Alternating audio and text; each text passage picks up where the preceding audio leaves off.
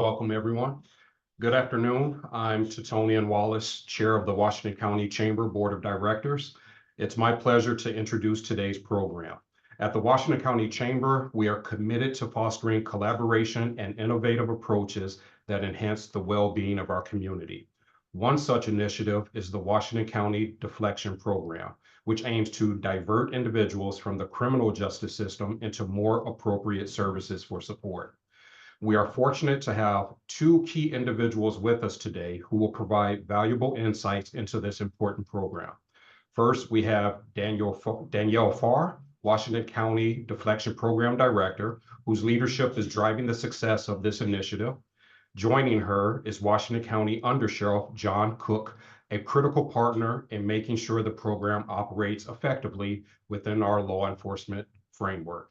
And we also like to I also like to thank Chair Harrington for being here as well today. So now if we could please join me in welcoming Danielle Farr and Under Sheriff John Cook. Good afternoon. We're going to go ahead and start sharing our presentation. Hello, everybody. Thank you for joining us. My name is Danielle Farr. I'm with Washington County Behavioral Health, new to this role in this past few weeks. I am also joined by my co-presenter here, Under Sheriff John Cook, and he's going to be starting us off. Thanks, Danielle. And thank you all for joining us. This will be an opportunity for us to explain the deflection program for you all and what's going on in Washington County, and give you the opportunity to ask us any questions that you would like to about the program. Next slide.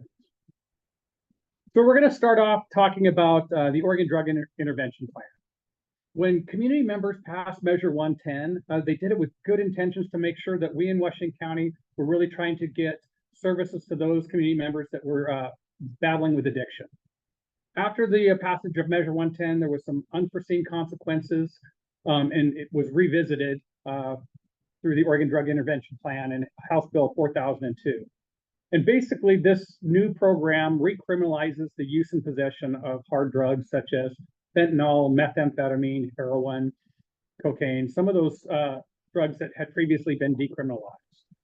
But the fact in this new program is we're really prioritizing diversion, treatment, and recovery, trying to divert people from the criminal justice system and make sure that we give them ample opportunities to engage in treatment. So we're going to talk about that as we go through this. There are still some taxes and some other processes that help fund some of these programs, and we'll talk about that in a few minutes. A couple of the key pieces for this is creating pathways for community members to engage in treatment. The first one we'll talk about is deflection, which is pre-court diversion. And this is before community members get entered into the criminal justice system, diverting them from that, and it's a deflection program allowing them to engage in treatment. The second pathway is the court diversion, or conditional discharge. This is once a community member has entered into the criminal justice system, trying to get them to engage in treatment and then be able to expunge some of those records later on and make sure that they're engaging in treatment. And then the next one is court-required formal supervision. This is if somebody goes through the process and there's some court orders to engage in treatment. And some of this can be revoked of probation with early release to treatment as well. So we'll talk about each of these. Next slide. So we talked about a little bit about Measure 110. Again, it decriminalized certain user amounts of some of the more addictive, difficult drugs that community members are facing.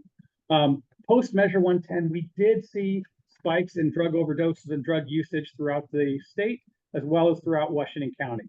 And so it's something that we've been working on for years, making sure that our deputies and officers that are out there responding with medical personnel are trained. They have naloxone and other treatments to be able to help those folks that are overdosing on some of these substances. My son Grady has been a patient there for about a decade, and we unfortunately our plan changed, so we had to go to a different dentist. So I just need. Oops. Okay, sorry about that. So then as we kind of moved through this, we saw after the decriminalization, we did see those overdose rates increase dramatically. And so that's when House Bill 4002 was passed to kind of address some of those gaps and still make sure that we're able to let people engage in treatment, but then have some accountability as well. And that's where the deflection program comes in. And we'll talk about that and how we're addressing that in Washington County compared to other counties. This is a graph from the state, very complex, that was kind of the framework for the Oregon Drug Intervention Plan. When we talk about our deflection program here in Washington County, there's some similar pathways that we'll talk about. But the top bar there really is the deflection from law enforcement. When law enforcement comes across community members and they're in possession of those controlled substances, to be able to deflect them from the criminal justice system rather than take them to jail for a unclassified misdemeanor, to be able to help them engage in treatment. And we're going to talk more in depth about that process in a later slide. But we really are trying to give people, community members, 3 opportunities to engage in treatment. And I'll just talk about from the public safety side. The first one is when the police officer encounters somebody out in the street, they will issue them a citation and give them an opportunity to deflect. Prior to the time that they would arrive at that court date, we tried to outreach with them in the community and try to get them to engage again. And then our third opportunity before we enter the court system is when they show up for their court hearing, is to have somebody there to engage with them and offer them yet a third opportunity to engage in treatment. If they choose not to, we get into that center line, which is really arraignment. And that's where community members can enter the traditional court system. But while they are in that system, the DA's office and the courts have the opportunity, if people choose to engage in treatment, to get them on conditional discharge and move them outside of the criminal justice system, again, allowing those charges to be dismissed if they successfully engage in treatment. Anything to add to that, Danielle? No, we'll go in a little bit more detail on how unique Washington County's plan is in some further slides. Thank you. Next slide, please. So the law also requires certain partnerships. The behavioral health resource networks, or BHRN providers, are something that was established under Measure 110 and funded through those groups. And so there was already a robust kind of backbone to that system running with Measure 110 with a lot of community treatment providers out there in the community doing outreach and working with our community members that are suffering from addiction, trying to provide them services. So that's where the BHRNs come into the required partners. The district attorney's office also plays a role, law enforcement agency. For us here in Washington County, the sheriff's office has kind of taken that lead role to help work with all of our municipal city partners. And so we will be working with our other county partners to kind of manage the program, but then providing training and other information out to all of our municipalities, whether it's Beaverton, Hillsborough, Tiger, Tualatin, Sherwood, or any of the other cities here in Washington County. And the last one is the Community Mental Health Program, the CMHP. One of the things you're going to see that's really unique about us here in Washington County, and you can see it in our program, is the collaboration. We work well together with all the county departments, with our municipal partners, and then a lot of our BHRN providers and other mental health programs to make sure that we're all working together for the same outcome. You can see some of the other permitted partners in there: treatment providers, local mental health authority, peer support organizations, courts, local government, other stakeholders. We've really compiled a comprehensive list here in Washington County of the different groups that we're working with to make sure that we're able to meet a lot of those needs when there's gaps in our services. Next slide, please. So what is deflection? We briefly talked about that. Deflection is really when community members are contacted by police or deputies that are found to be in possession of those controlled substances, to have the opportunity to avoid entering the criminal justice system and be able to engage in meaningful treatment and successfully, hopefully, complete that. When we look at who oversees the deflection program here in Washington County, it's really, again, that partnership between Washington County Behavioral Health, the Sheriff's Office, the DA's Office of Community Corrections, in collaboration with a lot of our other treatment providers and county departments, the County Administrative Office, the Board of County Commissioners. We've all kind of worked together to put this together to be a very comprehensive program.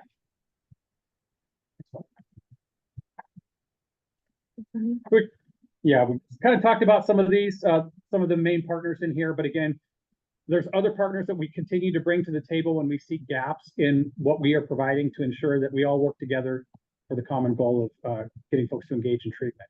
And we have seen, even here in this first month of this new program, some of those gaps that have come to light, and we rapidly tried to address those as a team. Yeah. Okay, next slide. Thank you, John. So in Washington County, there's really one introductory or one way to get into deflection, and that's through some sort of engagement with a public service or law enforcement officer, and they're going to receive a citation. That citation for a PCSU is just a small quantity of a now illicit substance. That gives them that option to participate in deflection. In those moments, we also have the opportunity for, in some areas, for a peer support to come alongside at that intervention point. So that can be, as you can imagine, a charged moment for someone who is having this experience. They now have this citation, and they may not know what to do next. So our gold standard, or our best option, is having a peer support come to the scene in that moment. And that does a couple of things. That allows the peer support to engage with somebody who's in that heightened moment, and they can opt for a change or a different course of action from the one that maybe they intended to start on that day with. They can offer resources, referrals, and treatment interventions. Every person with a citation, whether they get that peer support or not, is going to have a card that's provided to them. And I don't know if you could see this very well. This card is given to every person receiving a citation. It gives a little bit about deflection. It also has a QR code for our website for people to get some more information. And I think one of the important pieces is it's available in both English and Spanish, front and back. Every citation comes with one of these cards with instructions on how to connect with our deflection program. Now, at this point, the person may or may not be eligible at that time of citation. If that person's eligible, they need to choose to enter the program before that court process starts. And like John had said a little bit previously, they have a couple of different opportunities or intervention points. We have that initial citation. We begin contacting them or attempting to contacting them as soon as we know that they're eligible. And we might have 3 or 4 different attempts or locations in which we go and look for them or phone them or even arrive at their address if we have one on file. We do that with our peer support agencies. That way it's trauma informed and we're optimizing a safe environment for them. If we're not able to reach them prior to that arraignment date, we will meet them there at the law enforcement center, or is that what it's called? Yes. The LEC, or law enforcement center, so that we can kind of head them off before they even enter the courtroom. That way they don't have to experience that part of the system. They can instead just opt for deflection. Now, deflection is not for everybody. The purpose of deflection is to help support people with treatment or recovery services who are not already a part of the criminal justice system. So people who have other pending charges, they're already going to be participating in some sort of criminal process. Those people aren't going to be eligible. Additionally, people who are already on formal supervision are not eligible. And I think we're finding approximately 80% of the people who are getting the PCSU charges are already in some sort of,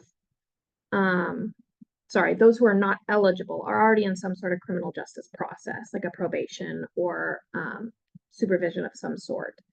So since those wouldn't be deflected, they're not eligible for a deflection program. We're also finding that there are some people who are not eligible because of prior convictions. I think at this point we've only had 2 people. So it's not a large number. Again, the large portion of those are already involved in some way with the criminal justice system. And then we do have an option for if there are disqualifying circumstances, we expect those to be really minimal.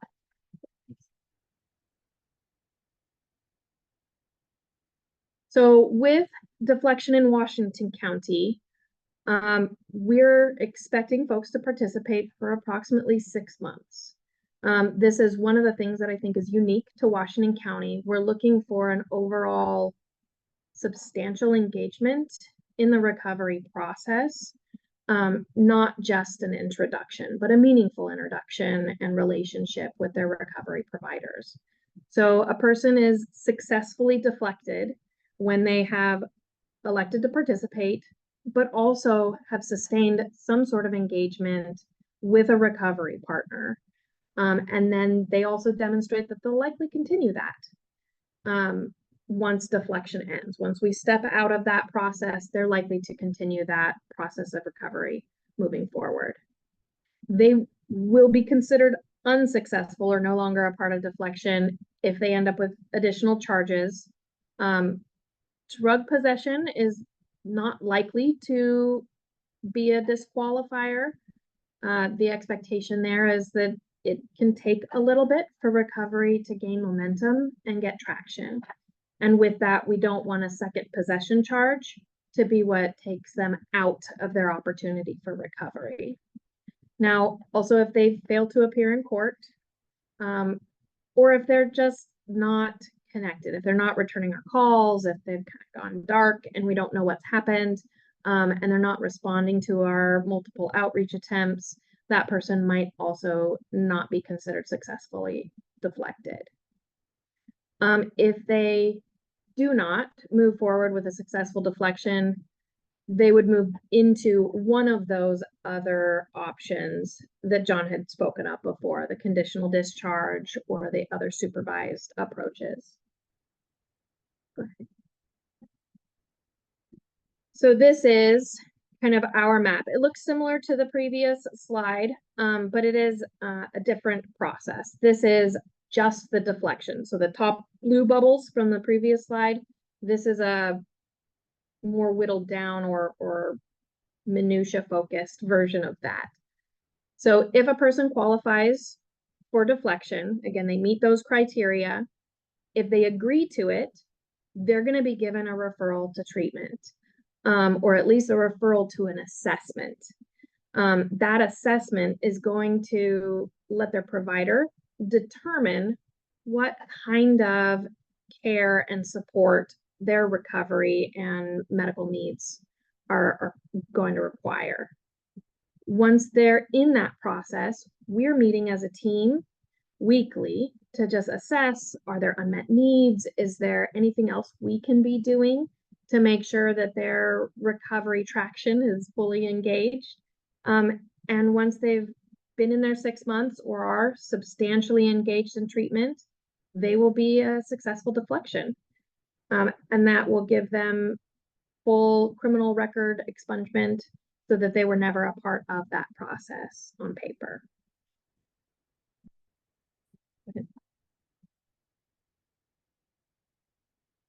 So Washington County has been pretty clear on our expectations for embedding equity and fairness in our justice process. We know that as we continue to build out our process, we're going to have a need to continually adapt that process so that we can meet these needs over time. We have service providers that are accessible, trauma-informed, evidence-based, and we're making sure to, just like our forms, have as many accessible options as possible. Our website is translated fully from English into Spanish. We also have a small widget at the bottom to translate it into other languages. So that function is there, but we have a culturally specific translation in Spanish for a Spanish language website. As we continue to move forward and as we continue to partner with our culturally specific providers, we'll continue to uncover other opportunities to make sure our participants' needs are met. One thing that I think is important to note is that we've been really intentional in limiting the prescriptive nature of our treatment process. And what that does is it gets our partners in our deflection team out of the business of being the arbiter of successful recovery. It allows that relationship with the treatment provider to be the one that says whether a person is or is not engaging in a recovery. With that, it also allows a lot of room for our culturally specific providers to not have to fit into a cookie cutter of treatment services, and instead it allows them for their own cultural practices and those determinants. Now, we have a large subset of providers through our BHRN network. One of the things that we prioritized when we were setting up this BHRN network was that we had bilingual, bicultural providers that were being funded and part of that. While each of those is not specifically a BHRN partner, or sorry, a deflection partner, they are a part of our BHRN, and our BHRN is the foundation that our entire deflection program is built on. So we have a lot of different opportunities, a lot of different services, and one of the things that makes our outreach efforts, which is done by contracted peers, special is they can get to know the individual and help refer them to a treatment provider that helps meet their individual needs. And looking forward, we've been moving at a rapid pace. So as we do that, we continue to uncover additional needs, opportunities to streamline and improve our operations. And as we were continuing on a monthly basis to meet with leadership to help support those, and daily on the ground to make sure that we are able to capture emergent needs with our participants. We have almost 30 MOUs with program providers, some still awaiting signatures. We've even set up 2 different pilot programs within our community. One with an agency called MHAO, and they're working with our Beaverton outreach teams. We also have a separate pilot program with our Fourth Dimension Recovery Service and our Hillsborough outreach teams. So we have some targeted deflection efforts going on in our community with some of that BHRN funding, and again, those partnerships. And of course, we continue to do a great deal of community and stakeholder outreach. That's what we're doing today, making sure that people know what we're up to, but also hearing from some of those voices so that we can make changes as we fly this plane so that we can bake in the best practices. And I suppose that leaves us with questions. Brad has his hand up. Go ahead, Brad. So what does this look like on the street for the business? I mean, I guess I have a couple of questions. One is somebody that is high considered possession if they don't have any unused drugs on them? And 2, if they are high and or qualify for deflection, do they get removed from the site, or do they just get a certificate that says, or the card that says this is the process? By the way, you can still stay in front of this business. Yeah, great question, Brad. I'll start out by saying Oregon law does not recognize being under the influence as possession. I know some states like California has that. We currently do not have that. So somebody solely under the influence of intoxicants is not going to be looked at for a possession charge. There could be other municipal codes and things of that nature that could fall into place. And so if our deputies or police officers were to show up, they would issue that person a citation. Let's say they had usable amounts of fentanyl, for example. They would issue them that citation for those drugs and would take those drugs as evidence of that and turn those in. They wouldn't necessarily be moved from that site unless they were creating a disturbance. So if they were in a business, for example, and the business wanted to trespass them, that is something that is an option for the business owners. And then, they would be given the option to deflect minus those other charges. Did that answer your question? Yeah, what about what if they're on a public sidewalk outside of business? Is there anything in this program that addresses that? No, there's not. Not from the law enforcement standpoint. And again, unless they're causing a disturbance, and then we could look at other charges like disorderly conduct or things of that nature. Something maybe to note though, with that gold standard where the peer support would come out and meet with that person, it's been more often than not that treatment or a ride to a food box or a ride to a shelter is just part of that process. Oftentimes it's uncomfortable to just hang out where you just got a citation. So moving to a more comfortable place with the peer would be a part of that, but it's going to depend on if peers are available. As we're building out this program, we're not currently funded to have that available all the time.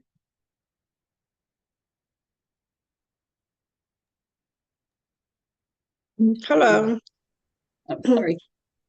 My name is Kimberly Moreland, and I'm the health and wellness chair for the local NAACP. And I was wondering, how can we help as a community organization, maybe to get the word out about the program, or what are ways that we can help you do your job.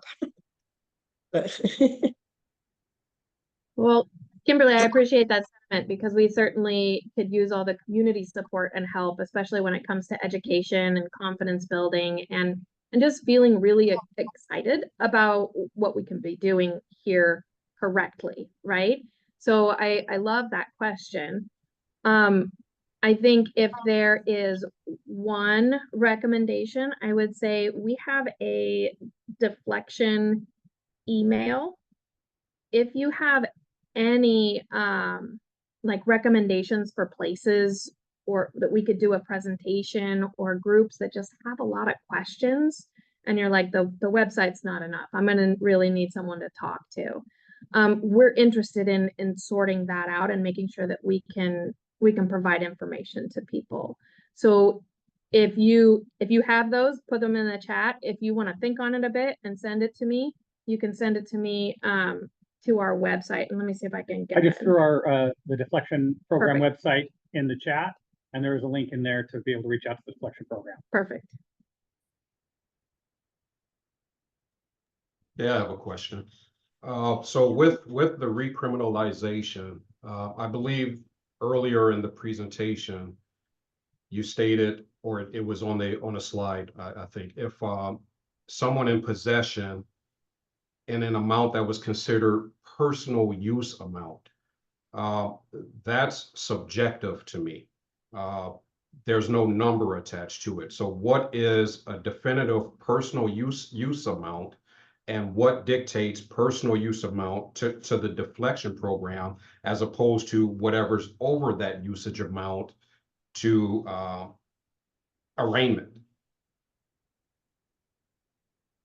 So that amount is spelled out in the law, what those user amounts are. I don't know. And unfortunately, I'm kind of removed enough from those operations. Our deputies on the street and the police officers know what those amounts are. And the reality is that each of these points, we're assuming people are eligible for deflection. So, you know, if there's an amount and they're not quite sure, they're going to give the person a citation and they're going to have them enter the program. Once they go back to the police department or the sheriff's office and they weigh those drugs to process those, if they're outside of the amount, then that person would no longer be eligible for deflection and would go through the regular criminal justice process. Okay, so Could I try to answer that a little differently? I'm sorry, what?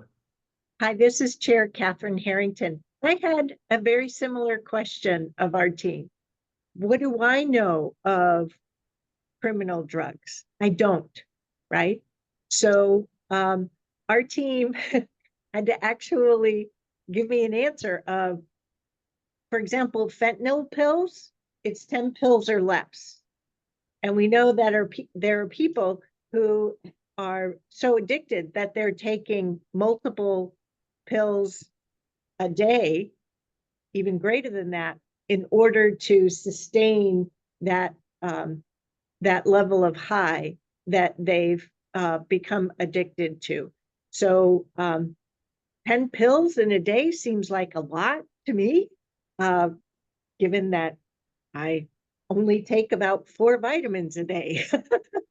So the legislators did define for certain drugs what those amounts are, and our police officers and our sheriff deputies are very well versed in those amounts. Thank you. Thank you, Chair. Thank you, Chair. And I will say it is spelled out in House Bill 4002 what those amounts are. And so I'm kind of glancing at those right now. But the presumption for our police officers on the street, unless it's pounds and kilos, generally speaking, they're going to assume it's going to be more of those user amounts because most of the time they don't carry scales and things of that nature in their cars.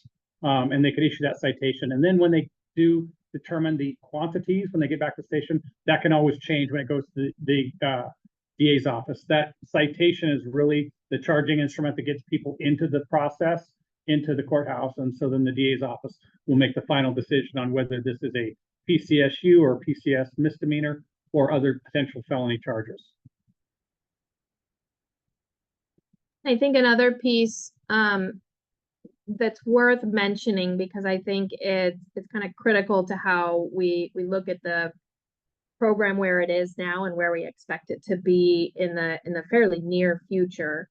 So we took to heart some recommendations from some of the agencies that have been doing a pretty close approximation to what we're doing. And deflection is new. Everywhere it's new. And ours is substantially different than Multnomah County or Clackamas County or Yamhill County. Each county has been given a mandate to do something on their own that fits their unique community needs. So we've elected a process that starts small and then builds on a strong recovery foundation based on the evidence-based practices from what's called the LEAD program that's based in Seattle. They've been doing something similar for a couple of years. Marion County has also established a team, and they've been doing this for a few years, and it's been working really well.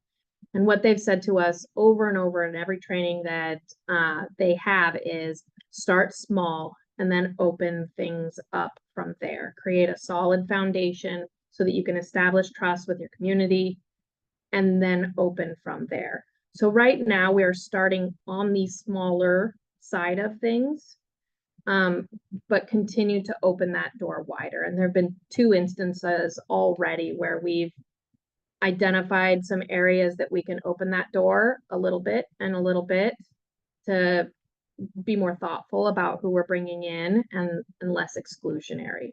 So that's one of the things that's baked into our process, and we're regularly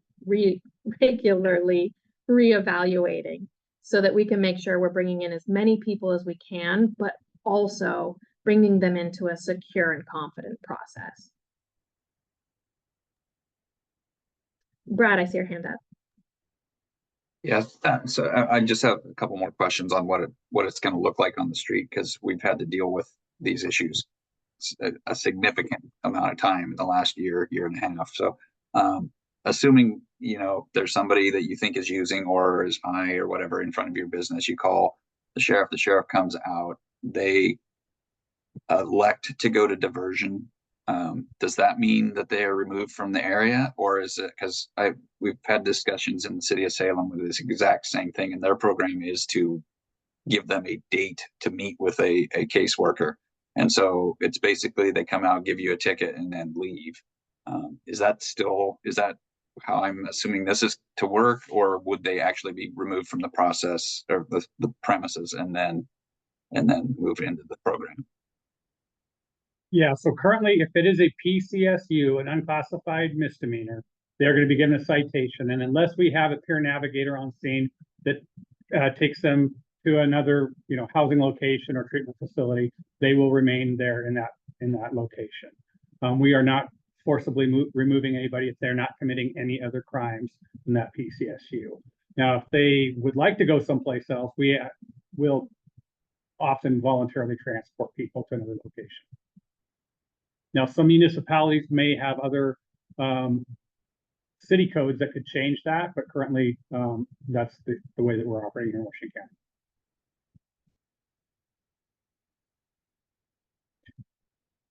I have a question about funding. Can you talk a little bit about how the program is currently funded and how it will be funded in the future? Sure. So with the implementation of HB 4002, there was an opt-in period where each county was given the opportunity to choose to offer a deflection program or not. And from there was a certain modest amount of funding available to each of those who opted in. That was also then slightly adjusted because not everybody did choose to participate. And so we got a second small amount from the CJC, who's currently funding this. Could I add to that? Absolutely, Chair Harrington, please. So we are doing our best to acquire data and be prepared to engage with state legislators to try and tell the story no later than the new session about what the level of biennium funding will need to be for second half of 25 through first half 27, the next biennium. Particularly for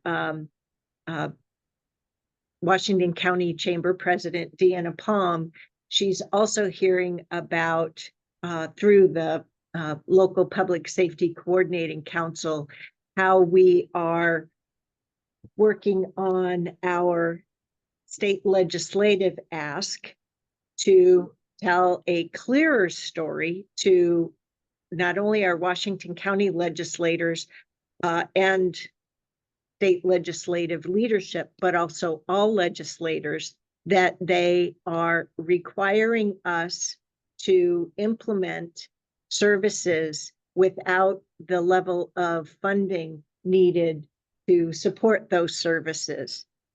Deflection is one of those, but it's happening in other areas as well. So we don't have as clear a picture as we would like, but we are leveraging our data sets as much as possible to influence state funding formulas. I do believe that the legislature through CJC did their best to examine the current budget that they had authorized through their latest sessions and gave us what they could for this first implementation. So our team is doing a tremendous job working on conditions on the street to communicate to legislators where their applicable Measure 110 reform is, or what is the available market segment, and how we need additional support in order to reach the intent of their legislation. So stay tuned. We will have more to speak about that the closer we get to the ledge session. Thank you. I think that chambers, are in the process of working on their legislative priorities, and I know that this is important. And so when you get that dollar amount, we'd be happy to add that into our advocacy efforts.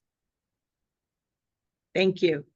It's one of the multiple problem areas in the public safety and justice stack, as well as in our public health and behavioral health stack of services.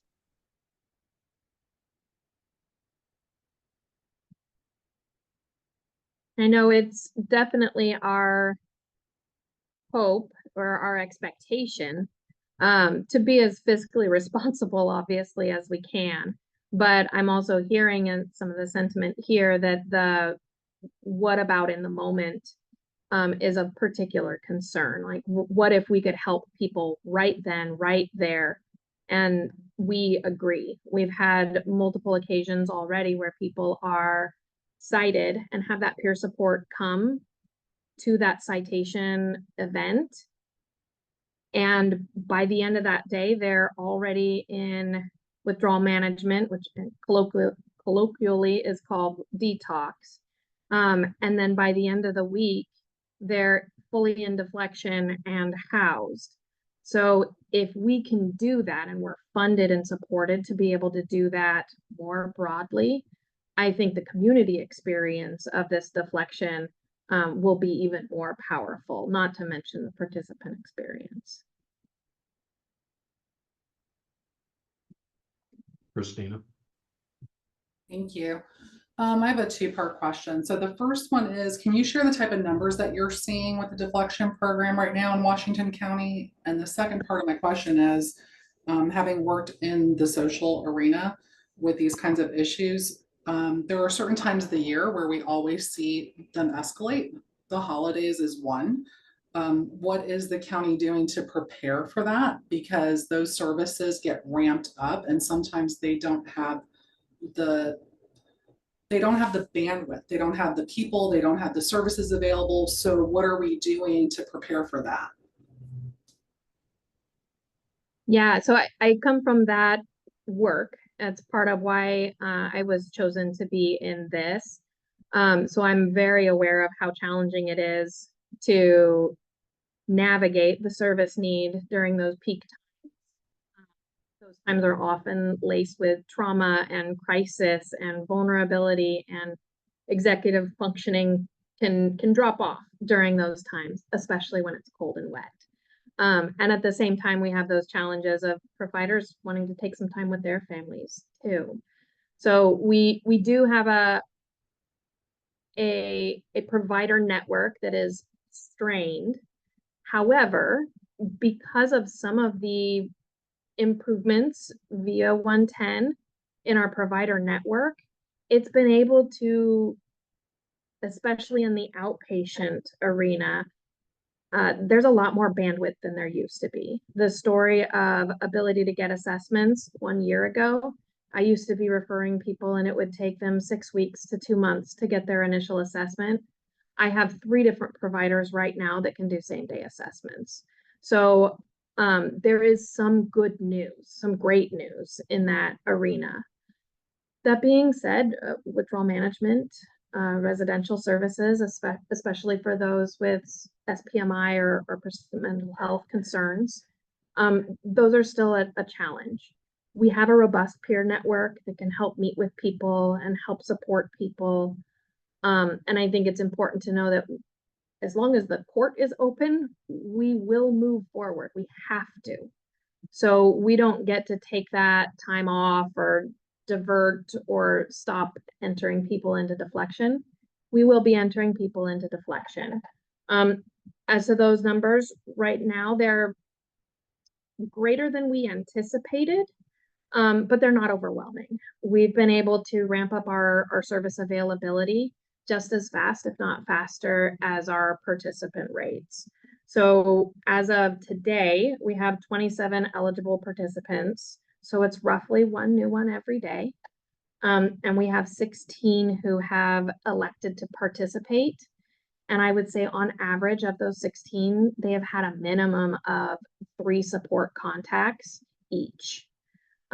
So we're having some really great engagement.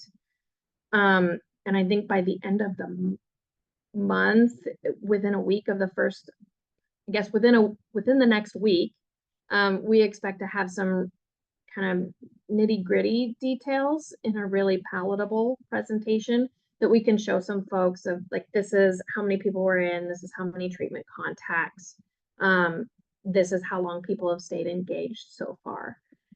I think where we've been really excited is of all of the people we've met with and offered deflection, only one has decided it wasn't for them. So I think that really shows us that our efforts are well placed at this point, and people are wanting the services. I think the comment I hear most from people is, oh yeah, I can do treatment. I've been meaning to do that anyways. I just wanted to do it tomorrow. And for folks lost in that space, tomorrow doesn't come so quickly, until there's a citation in your hands sometimes. And so a lot of people are getting into services today, and that's hopefully going to create a much different outcome for each of those individuals and for our community at large. If I could add into that, Danielle, thank you. I think the other piece that you mentioned is the deflection program does add that accountability piece. So it does add that piece that is really encouraging folks to enter into the program. When we hand them that citation, it gives them the opportunity to then enter or to choose not to. But most folks are going to choose to enter into that. Mm-hmm. One of the pieces that was asked, I think, by Brad a little bit earlier was the amounts. And I've pulled up the graph that each of our deputies and police officers have, and it's a pretty simple graph, and it just talks about each of the drug classifications. And then there's three categories. There's the unclassified misdemeanor, PCSU, which we're utilizing for deflection. The other one is a Class A misdemeanor, which is a regular misdemeanor, based on the next level of amounts. And then the final one is a Class C felony. And so, for example, if we look at like ecstasy, if it's in powdered form, it's a little more difficult, because if it's like 1 gram or more than 1 gram, that becomes an A misdemeanor. Less than 1 gram is unclassified. So that's going to be more difficult for the police officers out there in the field to differentiate. But when you get to the larger amounts with ecstasy, 25 tablets or more, that becomes pretty clear of where those fall in. So there is going to be a couple of those gray areas that the deputies or police officers are going to have to probably err on the side of caution out there in the field. But when they start to get those larger felony amounts, it becomes a little more clear which direction that is going to go. And those folks at this point would not be eligible for deflection. Right. Brad, I see you got your hand up again. Yeah, do you have like sorry, I keep asking questions. It's just I'm just happy there's something going in the right direction. It seems like after the last 4 years of what we've been dealing with. But is there any number? You said that you're kind of ramping it up with providers, and what do you have number wise for beds, and what are you thinking that you're going to need for like in detox situations? Is 17 beds a lot? Is it not very many? I mean, or what are we looking at, and how do we expand if we need it? Yeah, that's a great question. So 17 participants does not equate to 17 beds. I think there's a misunderstanding that everybody always needs a residential level of treatment. So that 17 is going to be 17 assessments. Well, they go in to a qualified provider, and their work and in that interview process, and sometimes it's an hour and a half. It's a pretty comprehensive assessment that ASAM is. They will determine from there what they need. What they find with treatment is best practice is always the least restrictive level of care. So if they need outpatient supports multiple times a week, there are services available, and outpatient has plenty of bandwidth. If they need residential, we are limited in our access to residential and withdrawal management beds. Any number is a hard number right now to get easy access or swift access into residential care. That being said, and I don't have a lot of details. In fact, Chair Harrington might have better details than me.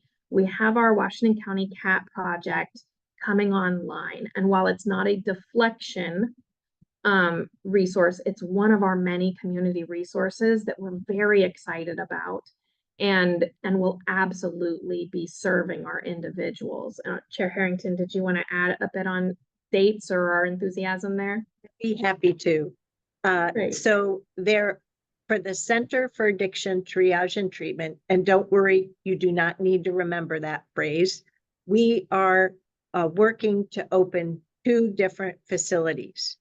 The first is an intensive services facility, or it's our treatment facility in Hillsborough, right on Elam Young Parkway. That should be open hopefully in May, but soon thereafter, if not. That will have the outpatient services. We're also moving the Hawthorne urgent mental health facility to this new Hillsborough services building. The second solution is a residential facility, and that is located on the western edge of Beaverton, in the southerly area of the Tannisbourne Regional Center. That has tenant improvements to an existing building or remodeling, as well as building a new building, and will require an increase in workforce by our contracted supplier, CODA, who will be managing the services in that facility. That will be opening in the second half of 2025.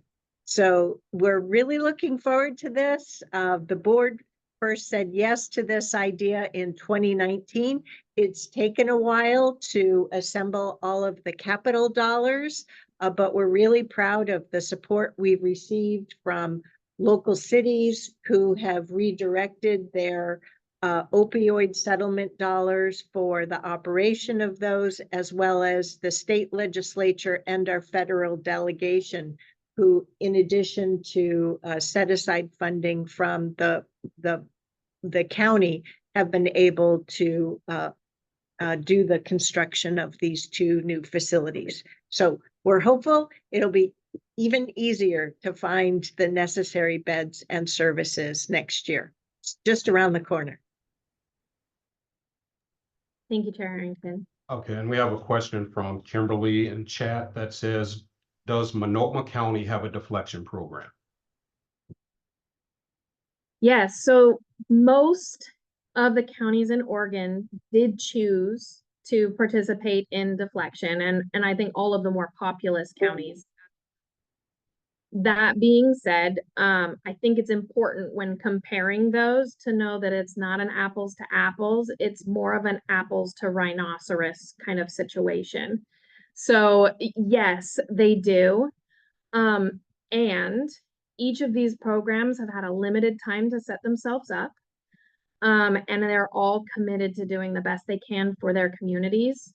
But because of the differences in infrastructure, the difference in the rural to urban challenges that they might have, the differences in their own provider networks, each one is going to be very different. I've only been doing this job for about 6 weeks, and I've had enough time to figure out what we're doing. I have no idea at this point what Multnomah County is doing. But in the brief conversations I've had with them, I know that they are working equally as hard. If I could just add in there, when we look throughout the state, like Danielle said, every county is at a different place in this process. I will say we here in Washington County are further along than many of our partner counties. And it really has to do with the history of collaboration and partnerships that we've had all along. So when we look at things like our mental health response team, the sheriff's office has been partnering with behavioral health for over 20 years in that space. And so we already had a lot of those relationships built and a lot of those partnerships when we started Deflection. So just adding another program in there was it was an easier transition for us than it has been some other counties throughout Oregon, because our DA's office, our behavioral health, our health and human services, community corrections, housing, we all work together in so many of these spaces already that it's been a pretty, I don't want to say seamless transition, but more natural transition for us. I do have another question. For those that can't or don't enter a residential facility, is there additional monitoring in this program when they're at home or something? And if so, where are those resources coming from to monitor them? Because I'm under the impression that if they're on their own, there's a more of a likelihood of relapsing.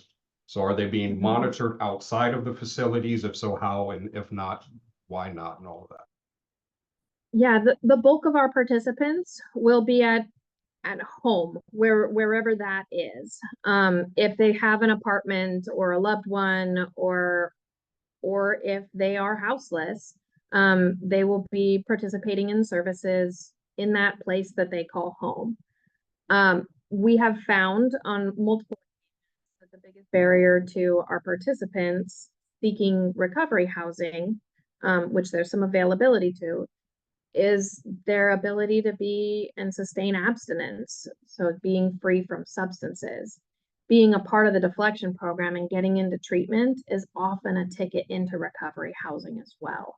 So our community is really invested in different recovery efforts.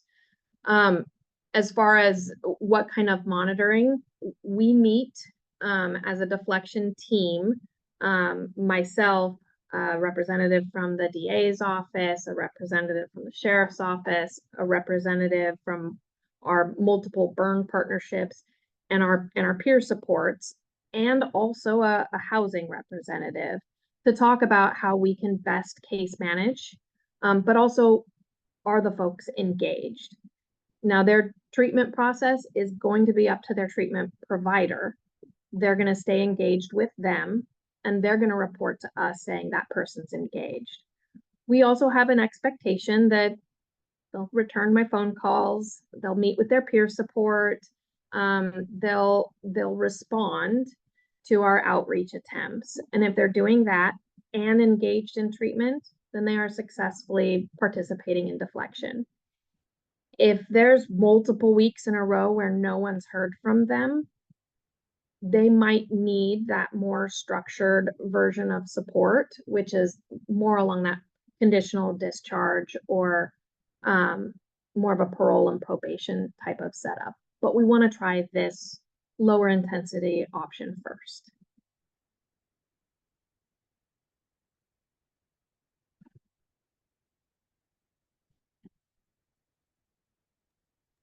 Not everyone? I have a quick question. So, sorry, my camera's acting weird, but my name's Thalia and I work for Fordham, which is a CPA firm, but I also, in my second life, I work with nonprofits and I'm a real estate developer, an affordable housing advocate. So I work with a variety of nonprofits to acquire property for them and develop property for them. And then they're either part owners or full owners, and they provide the wraparound services. And I have quite a big group of mental health providers, food providers, trying to raise food insecurity. So I'm wondering if I was to get a group of people together and have you guys come present to us, or, over Zoom or whatever, how would I request that? Yeah, your best way for requesting that would be to shoot me an email. Okay. You can reach our deflection email box at just deflection@washingtoncountyor.gov. Perfect. Great, thank you. And it would either be myself or we have a small and mighty team of people who know a lot about deflection. Great. And that was, I'm sorry, deflection@washingtoncountyor.gov. That's it. Perfect. Thank you so much. Christina, did you have a question? Yeah, I do. One last question. Is there any intent on offering this kind of service for people that are more advanced? When you mean more advanced? In their drug use or substance abuse? So when we talked about that gating, right, that opening the door wider and wider, some of that is just part of legislation, what we can and can't do. But there is a bit in our eligibility criteria where we have wiggle room, and it is our hope, so long as we can afford it, to be able to open the door as wide as possible. I think when we talk about where they are in their addiction process, so many of our participants are all the way there, right? They're as addicted as they can be. They are in a place where they absolutely need a full charcuterie board full of help. Like they need it all. And there are also some folks that are just very early stages. So the charge itself is not serving to be an indicator of how advanced they have progressed in their disease state. That being said, the more we open that door, we'll just have more individuals to support. And it is absolutely our intention to continue to work within our partnership to see where we can thoughtfully and mindfully open that door wider. And if I could just add in there, I'll just say from the sheriff's office perspective, we want to see these programs grow. And so you'll see some true law enforcement diversion programs across the state and across the country where you're really trying to divert people from the criminal justice system. And for us, specifically the Washington County Jail, when the crimes that they may have committed were really due to their, like a mental health issue or a substance abuse issue. So if somebody is, again, you know, kind of getting back to some of Brad's conversations, if somebody's standing in front of your business screaming, and that could be disorderly conduct, but is it really because of a mental health issue? We may want to get them out of that location, but we really want to divert them to the proper resource, which could be a mental health facility versus the Washington County Jail. We feel the same thing about substance abuse issues. If somebody's under, you know, they're stealing food because they're houseless and they're, you know, they're addicted to substances, well, maybe that's the issue isn't getting them to jail, it's getting them into treatment to break that cycle. And so we are starting off really small, but I would say this is just like Danielle said, the crack in the door. We really want to open this up to make sure we're, you know, helping that community, diverting people from the criminal justice system and protecting, you know, our businesses and our other residents in Washington County that live and work throughout Washington County. Kimberly. Yeah. Wondering, do your program include family support during the deflection program? I happen to be a mother of a son who struggled with this, and Dick would have been a great program in the beginning of his journey, but and I think what's missing sometimes is that family support and having that, because oftentimes family can't get the information because it's, you know, you have to have their permission, and if they're houseless and transient, you know, you can't find or to, you know, so it's a really complex situation for families, but I think it's definitely room for family to really be a part of this, their recovery and healing, and also before I forget, because I'm old and to get my points, I think we also need to look at the churches too, because that would be a great place to have, you know, conversations with the congregation about this program, because, you know, many of us have experienced this with our children. So I think that could be a number one stop for you at the local churches. Yeah, and if you're aware of any like broader networks from the faith community, we'd absolutely be interested in presenting. Right now, we're trying to get, with the limited hours that we have, we want to reach as large of audiences as possible. And I've had some conversations already with our faith community and just trying to make sure that not only do they know what we're doing, but they can respond in case there's a parishioner or a person that they're supporting that might be wondering, I'm in deflection now, what is this, right? I want our community to be able to wrap around that person as best as possible to just kind of de-escalate that fear. As far as family support, it works much the same as any other treatment contact, because we're operating in some very minor ways with the behavioral health program. We do hold ourselves to those same kind of HIPAA laws. So without a release of information, we wouldn't be able to participate much in the same way as a treatment provider. That being said, we ask at intake, alternative contacts. Do you have other people who are supporting for you, right? We're prompting for that because the best way to return to a life worth living is to return to the supports that are still there for you and rooting for you. So we definitely want to do that. And most of our provider network is engaged in involving family to the best of their ability, but it will require the participants' buy-in on that. Okay. Thank you. Thank you, Kimberly. Other questions from anybody?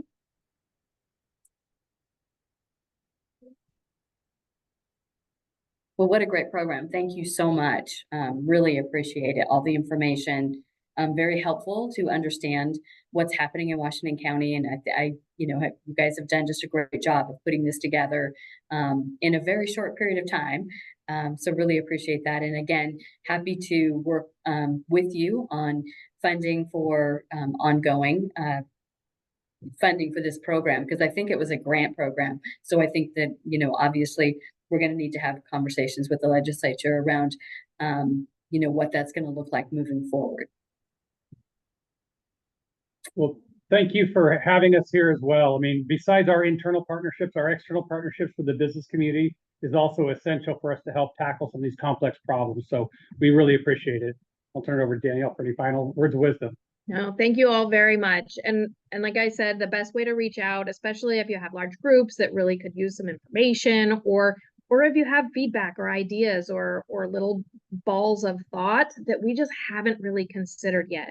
We've been moving very rapidly, and in doing so, there is a chance that we've missed something. So please bring that to us. We want to be responsive. We want to bake this cake as thoughtfully and meaningfully as possible. So feel free to reach out to our Deflection website, deflection@washingtoncountyor.gov. I check that daily, and I'd love to be able to respond to your questions. And Chair, I don't know if there's anything else you want to add as well. Oh, thank you. Oh, this was terrific. Thank you very much.